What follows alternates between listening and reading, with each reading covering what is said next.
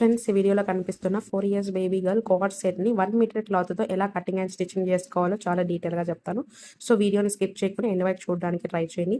అలాగే మీకు నచ్చినందుకు ఒక చిన్న లైక్ చేసి సపోర్ట్ చేయండి. ఫస్ట్ ఇక్కడ క్లాత్ని 4 ఫోల్డ్స్ వేసుకొని పైన ఒక స్ట్రైట్ లైన్ మార్క్ చేసుకుంటున్నాను. ఇప్పుడు మనము స్టిచెస్లోకి షోల్డర్స్ జాయింట్లోకి హాఫ్ ఇంచ్ మార్జిన్ కావాలి కాబట్టి హాఫ్ ఇంచ్ ఎక్స్ట్రా మార్జిన్ తీసుకుంటున్నాను. ఇప్పుడు అగైన్ ఇక్కడ ఇంకొక స్ట్రైట్ లైన్ అయితే మార్క్ చేసుకుందాం. మెజర్మెంట్స్ వచ్చేసి సైడ్లో మెన్షన్ చేస్తాను చూడండి.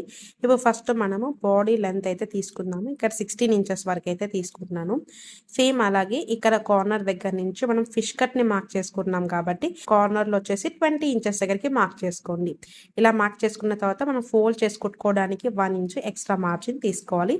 సేమ్ అలాగే ఇక్కడ మనం 16 ఇంచెస్ దగ్గరికి ఎక్కడైతే మార్క్ చేసుకున్నామో అక్కడ కూడా ఎగ్జాక్ట్గా 1 ఇంచ్ ఎక్స్ట్రా మార్జిన్ తీసుకున్న తర్వాత ఫిష్ కట్ కర్వ్ని ఎలా మార్క్ చేసుకోవాలి అంటే ఇక్కడ ఫోల్డింగ్ దగ్గర నుంచి కార్నర్ వరకు ఎంతైతే లెంత్ ఉంటుందో ఆ లెంత్లో ఎగ్జాక్ట్గా నేను చూపిస్తున్నట్టుగా టేప్ని ఫోల్డ్ చేసుకుంటే ఆ కార్నర్ దగ్గరికి మనకి మిడ్ పాయింట్ వస్తుంది. సో ఆ మిడ్ పాయింట్ దగ్గర నుంచి చూడండి, ఇక్కడ మనం ఏదైతే కింద ఎక్స్ట్రా మార్జిన్ తీసుకున్నామో ఆ లైన్ దగ్గర నుంచి ఇలా కొంచెం కర్వ్ అనేది తీసుకుంటే మనకి ఫిష్ కట్ కర్వ్ అనేది వచ్చేస్తుంది. ఇక్కడ మనకి ఫుల్ షోల్డర్ మెజర్మెంట్ వచ్చేసి ఎగ్జాక్ట్గా 9 ఇంచెస్ అయితే ఉంది కాబట్టి సో 9 ఇంచెస్లో ఎగ్జాక్ట్ హాఫ్ వచ్చేసి 4.5 కాబట్టి 4.5 దగ్గరకు ఒక మార్క్ చేసుకొని హాఫ్ ఇంచెస్ వచ్చేసి హ్యాండ్స్ జాయింట్లోకి ఎక్స్ట్రా మార్జిన్ తీసుకున్న తర్వాత ఇక్కడ చంక డౌన్ వచ్చేసి ఎగ్జాక్ట్ 4.5 ఇంచెస్ డౌన్ చేసుకుంటున్నాను.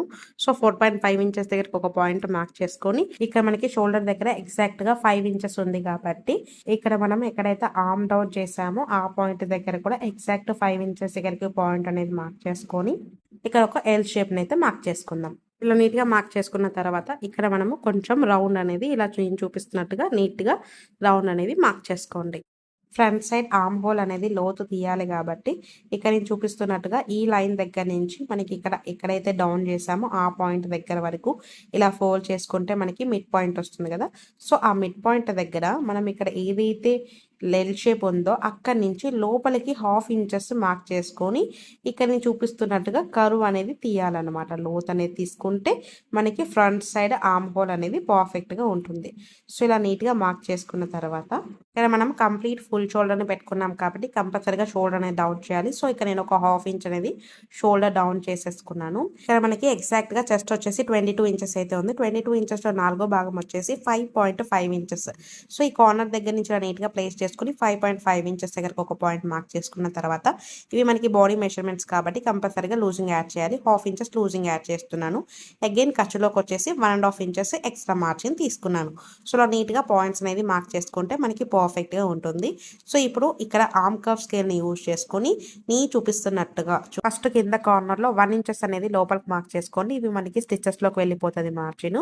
ఇప్పుడు ఫస్ట్ మనకి సైడ్ ఫిట్టింగ్ లైన్ అలాగే ఇక్కడ మనం ఫస్ట్ 1 ఇంచ్ అనేది లోపలికి పాయింట్ మార్క్ చేసుకున్నాం కదా, ఆ పాయింట్ మనకి ఈ పాయింట్ ఈ ఆర్మ్ కర్వ్లో పర్ఫెక్ట్గా ఎక్కడైతే మ్యాచ్ అవుతుందో అక్కడికి ఈ కర్వ్ స్కేల్ అనేది యూజ్ చేసుకొని సైడ్ ఫిట్టింగ్ లైన్స్ అనేది మార్క్ చేసుకోవాలి.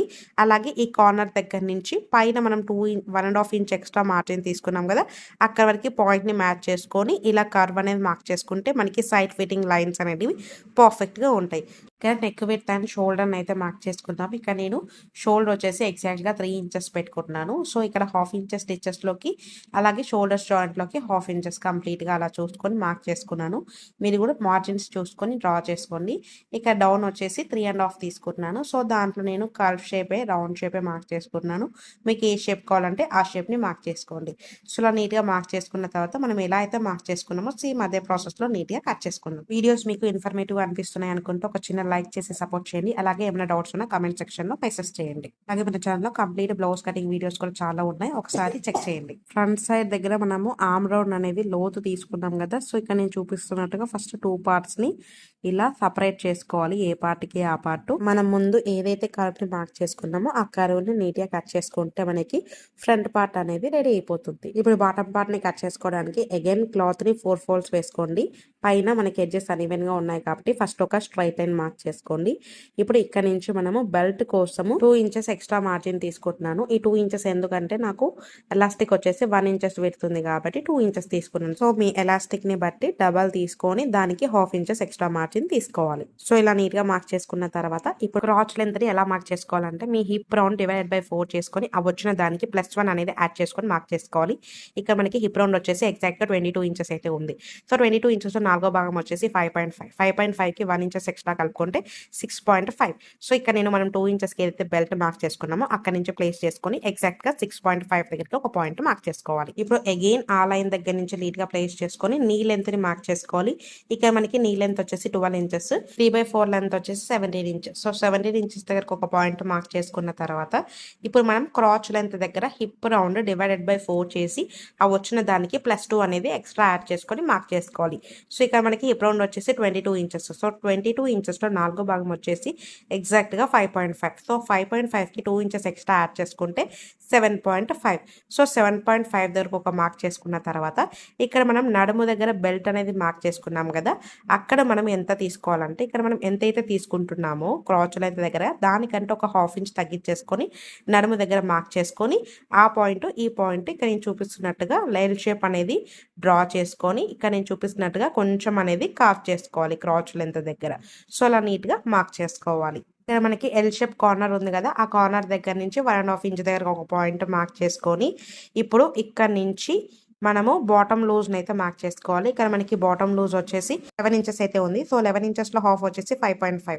సో ఈ కార్నర్ దగ్గర నుంచి నీట్గా ప్లేస్ చేసుకొని 5.5 దగ్గరకు ఒక పాయింట్ మార్క్ చేసుకొని ఇక్కడ మనము చూపిస్తున్నట్టుగా లెగ్ కర్వ్ స్కేల్ని యూజ్ చేసుకొని ఇక్కడ క్రాచ్ లెంత్ దగ్గర 1.5 ఇంచెస్ మార్క్ చేసుకున్నాం కదా, ఆ పాయింట్ దగ్గర నుంచి ఈ బాటమ్ పాయింట్ లూజ్ మనకి ఇక్కడ లెగ్ కర్వ్ స్కేల్లో ఎక్కడైతే పర్ఫెక్ట్గా మ్యాచ్ అవుతున్నాయో అక్కడ సెట్ చేసుకొని నీట్గా కర్వ్ అనేది మార్క్ చేసుకుంటే మనకి పర్ఫెక్ట్ షేప్ అనేది వచ్చేస్తుంది. సో ఇలా నీట్గా మార్క్ చేసుకోవాలి. ఇప్పుడు అగైన్ మనం స్టిచెస్లోకి 1/2 ఇంచెస్ ఎక్స్ట్రా మార్చ్ ఇంకొక లైన్ అనేది మార్క్ చేసుకొని మనం ఇప్పుడు ఎలా అయితే మార్క్ చేసుకున్నామో సేమ్ అదే ప్రాసెస్లో నీట్గా కట్ చేసేసుకోవాలి. సో ఇప్పుడు మనము టాప్ అండ్ బాటమ్ పార్ట్ని రెండింటిని నీట్గా కట్ చేసుకున్నాం కదా, ఇప్పుడు స్టిచ్చింగ్ ఎలా చేసుకోవాలో చూద్దాం. ఇప్పుడు టాప్ పార్ట్లో ఫస్ట్ ఫ్రంట్ పార్ట్ని తీసుకొని ఇప్పుడు ఒరిజినల్ మనకు కనిపించేలాగా పెట్టుకున్న తర్వాత దాని మీద ఇంకొక ఎక్స్ట్రా క్లాత్ని తీసుకోవాలి నెక్ని స్టిచ్ చేసుకోవడానికి. సో అలా నీట్గా ఒకదాని మీద ఒకటి నీట్గా ప్లేస్ చేసుకున్న తర్వాత దీన్ని ఇలా రాంగ్ సైడ్ వైపుకి ఇలా టర్న్ చేసుకొని మనం కటింగ్ చేసుకునేటప్పుడు ఎగ్జాక్ట్గా 1/2 ఇంచ్ మార్జిన్ వదులుకున్నాం కాబట్టి ఎగ్జాక్ట్ 1/2 ఇంచ్ మార్జిన్తో నీట్గా నెక్ లైన్ స్టిచ్ చేసుకోవాలి. తర్వాత ఎక్స్ట్రాని నీట్గా ట్రిమ్ చేసేసుకొని ఇప్పుడు దీన్ని రైట్ సైడ్ వైపుకి నీట్గా టర్న్ చేసుకోవాలి. సో మనకి ఫినిషింగ్ నెక్ లైన్ ఎంత నీట్గా ఉందో సో దీని మీద ఇంకొక మెయిన్ స్టిచ్ అయితే వేసుకుంటే నీట్గా ఉంటుంది.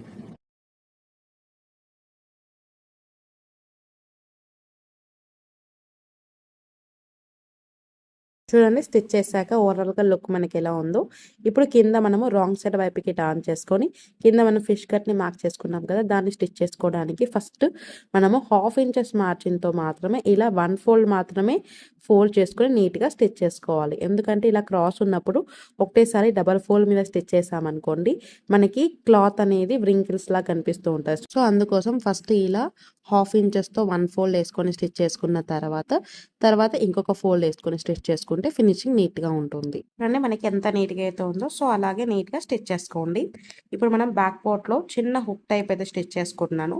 సో దానికి ఎలా స్టిచ్ చేసుకోవాలంటే ఇలా ఒక చిన్న పీస్ తీసుకొని ఫస్ట్ కార్నర్స్ని మొత్తం ఇలా 1/2 ఇంచ్ మార్జిన్తో నీట్గా ఫోల్డ్ చేసుకొని స్టిచ్ చేసేసుకోండి. బ్యాక్ పార్ట్ తీసుకొని ఎగ్జాక్ట్గా నీట్గా ఫోల్డ్ చేసుకొని మిడ్ పాయింట్ అనేది నీట్గా మార్క్ చేసుకొని లేదంటే ఇలా ఒక చిన్న కట్ పెట్టేసుకోండి. ఇప్పుడు ఈ ఒరిజినల్ వచ్చేసి మనకు కనిపించేలాగా పెట్టుకున్న తర్వాత మనం ముందు ఏదైతే చిన్న క్లాత్ తీసుకొని నీట్గా రెడీ చేసుకున్నామో దాన్ని ఎగ్జాక్ట్గా ఆ కట్ దగ్గర నీట్గా స్ట్రైట్గా ప్లేస్ చేసుకోండి.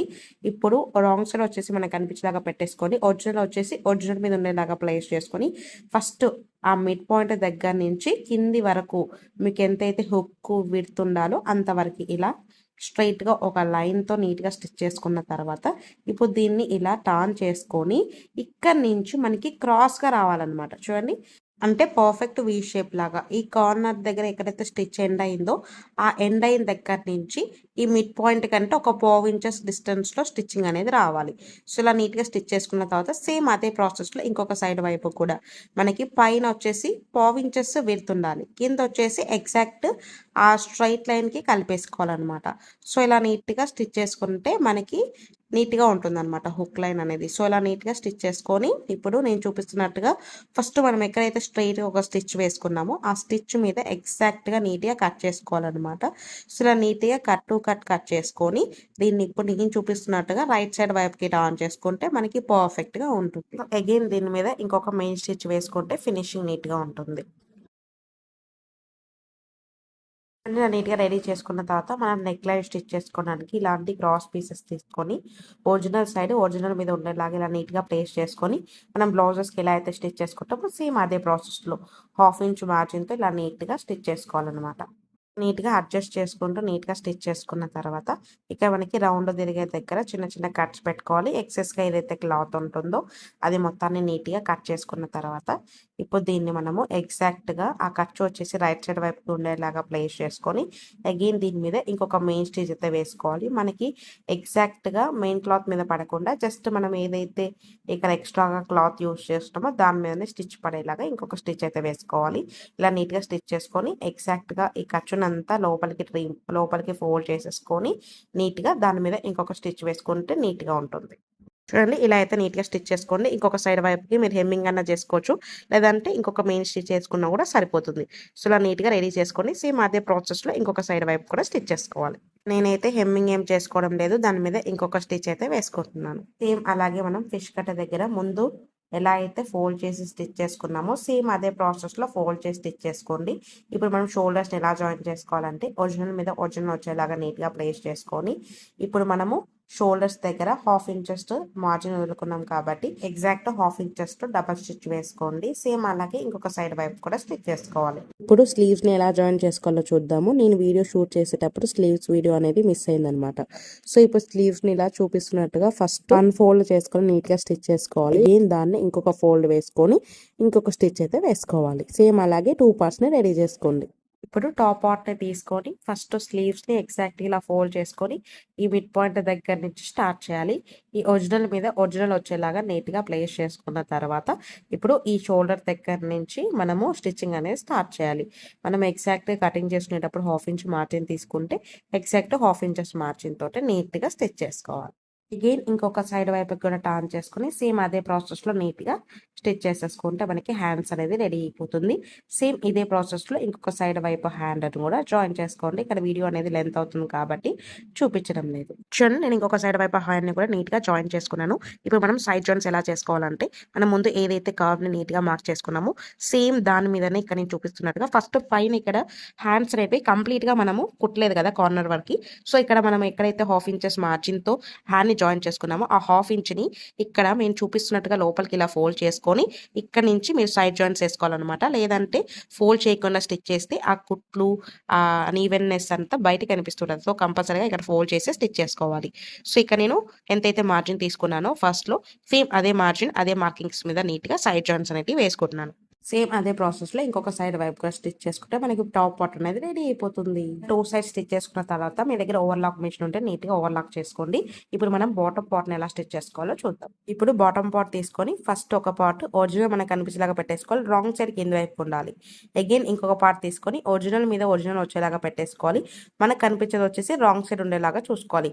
ఫస్ట్ ఇక్కడ మనం క్రాచ్ రౌండ్ మార్క్ చేసుకున్నాం కదా, ఆ రౌండ్ దగ్గర నేను చూపిస్తున్నట్టుగా హాఫ్ ఇంచెస్ మార్జిన్‌తో నీట్‌గా స్టిచ్ చేసుకోవాలి. డబల్ స్టిచ్ వేసుకోండి, కుట్లు అనేటివి ఊడిపోకుండా ఉంటాయి. ఇది జస్ట్ వన్ సైడ్ మాత్రమే నీట్‌గా స్టిచ్ చేసుకోండి. ఇంకొక సైడ్ వైపుకి తర్వాత అయితే స్టిచ్ చేసుకుందాము. ఇప్పుడు ఈ క్లాత్‌ని వైడ్‌గా ఓపెన్ చేసుకొని రాంగ్ సైడ్ వైపుకి చూసుకొని నేను చూపిస్తున్నట్టుగా ఫస్ట్ పావించు మార్జిన్‌తో మాత్రమే ఫోల్డ్ చేసుకొని నీట్‌గా స్టిచ్ చేసుకోండి కార్నర్ వరకు నడుము దగ్గర.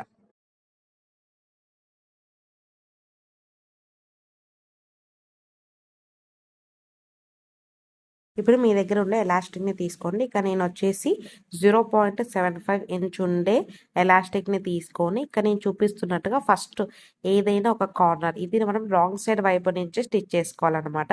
చూడండి ఇక్కడ నేను పావించి ఏదైతే ఫోల్డ్ చేసుకున్నానో దాంట్లో నీట్‌గా పెట్టేసుకొని అగైన్ దాన్ని ఇంకొక ఫోల్డ్ వేసేసుకొని ఫస్ట్ కార్నర్‌లో రఫ్ స్టిచ్ వేసుకోండి. మనకి ఈ ఎలాస్టిక్ అనేది కదలకుండా ఉంటదన్నమాట. ఇప్పుడు ఈ బెల్ట్‌ని ఎగ్జాక్ట్‌గా నీట్‌గా ఫోల్డ్ చేసుకొని మనకి ఎలాస్టిక్ మీద స్టిచ్ పడకుండా నీట్‌గా ఫోల్డ్ చేసుకొని కార్నర్ వరకు స్టిచ్ చేసుకోవాలి.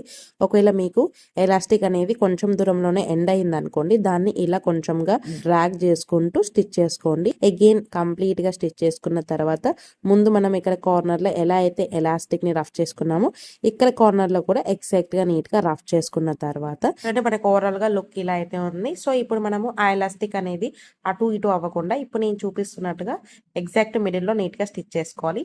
పైన కింద నీట్గా అడ్జస్ట్ చేసుకుంటూ నీట్గా స్టిచ్ చేసుకున్న తర్వాత ఇప్పుడు చూడండి మనకి ఫైనల్గా ఎలాస్టిక్ లుక్ ఎంత నీట్గా అయితే వచ్చిందో.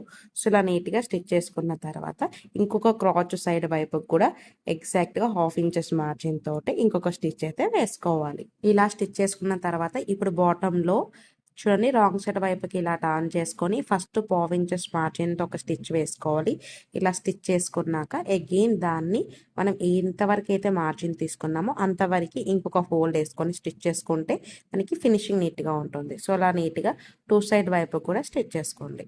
ఇప్పుడు ప్యాంట్ని మనం ఓపెన్ చేస్తే ఎలా ఉంటుందో సేమ్ అలాగే ఓపెన్ చేసుకుని ఇక్కడ చూపిస్తున్నట్టుగా చూడండి ఆ 2 జాయింట్స్ కుట్లు 2 ఒక దగ్గరకు వచ్చేలాగా ఇలా నీట్గా పెట్టుకొని ఈ మిడిల్ దగ్గర నుంచి స్టిచ్చింగ్ అనేది స్టార్ట్ చేయాలి. చూడండి ఇలా ఫస్ట్ మధ్యలో రఫ్ స్టిచ్ వేసుకోండి. కుట్లు అనేది తొందరగా ఊడిపోకుండా ఉంటాయి. సో ఇలా రఫ్ స్టిచ్ వేసుకొని మనం ఎంతైతే మార్జిన్ వదులుకున్నామో సేమ్ మార్జిన్తో ఇక్కడ స్టిచ్ చేసుకోవాలి. నేను ఎగ్జాక్ట్గా 1/2 ఇంచ్ మార్జిన్ వదులుకున్నాను కాబట్టి ఎగ్జాక్ట్గా 1/2 ఇంచెస్ మార్జిన్తో ఇలా కంప్లీట్గా నీట్గా స్టిచ్ చేసేసుకోండి లెగ్ వరకు. సేమ్ ఇలాగే ఇంకొక సైడ్ వైపు కూడా స్టిచ్ చేసుకొని అగైన్ దాని మీద డబల్ స్టిచ్ అయితే వేసుకోండి. కుట్లు అనేటివి ఊడిపోకుండా ఉంటాయి. సో ఇలా నీట్గా రెడీ చేసుకున్న తర్వాత ఫైనల్ లుక్ ఎలా ఉందో ఒకసారి చూద్దాం. చూడండి ఫినిషింగ్ ఎంత నీట్గా వచ్చిందో. ఎలాస్టిక్ కానీ మనకి ఫినిషింగ్ కానీ సూపర్గా వచ్చింది. సో ఒకసారి నీట్గా ఐరన్ చేసేసుకోండి.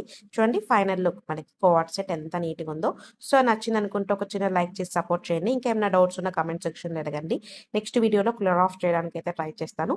Thanks for watching our video. Stay tune to my the sales.